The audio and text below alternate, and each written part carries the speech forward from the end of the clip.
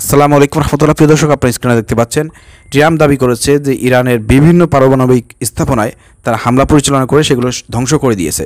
কিন্তু ইরান বলতেছে যে না, আমরা আগে থেকেই এই স্থাপনা থেকে যে প্রয়োজনীয় যেসব সরঞ্জাম ছিল সেগুলো আমরা সরিয়ে ফেলেছি, অর্থাৎ ট্রাম্প আমাদের তেমন কোনো ক্ষতিই করতে পারে নাই। প্রিয় দর্শক, ইরানের কথার সত্যতার প্রমাণ কিন্তু পাওয়া গেছে। আপনার স্ক্রিনে দেখতে পাচ্ছেন যে স্থাপনাগুলো হামলা করে ধ্বংস করে দিয়েছে বলে ট্রাম্প দাবি করেছে।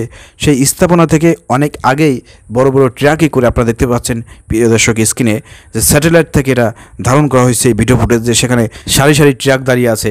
এই ট্রাকের সমস্ত সরঞ্জাম এখান থেকে সরিয়ে নেওয়া হয়েছে। প্রিয় দর্শক, এটাই প্রমাণ করে যে আসলে ইরানের কৌশলের কাছে আমেরিকা কিন্তু হেরে গিয়েছে। আমেরিকা তাদের যে আপনার বোমারু যে B-2 যে যুদ্ধবিমান আছে সেটা দ্বারা যে আক্রমণ করেছে এবং সেখানে যে পরিমাণ তারা অর্থ প্রয়োগ করছে, মানে যেসব বোমা ফেলেছে এগুলো তো বানাইতে অনেক অনেক টাকা লাগে। তো সেই জায়গা থেকে কিন্তু আমেরিকার কিন্তু একটা বিশাল পরিমাণ একটা লস হয়েছে। ঠিক আছে, এটা কিন্তু আমরা বুঝতে পারতেছি। তো ইরানের কৌশলের কাছে আমেরিকা হারবে ইনশাল্লাহ, কারণ মুসলমানদের কৌশল হচ্ছে শক্তিশালী কৌশল।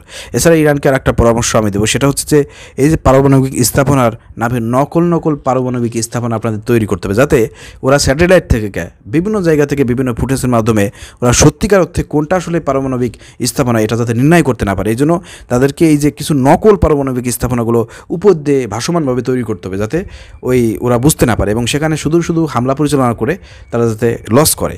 এর জন্য আমি পরামর্শ দেবো। প্রিয় দর্শক, আমার কথার সঙ্গে একমত থাকলে আপনারা শেয়ার করে সবাইকে দেখার সুযোগ করে দেন।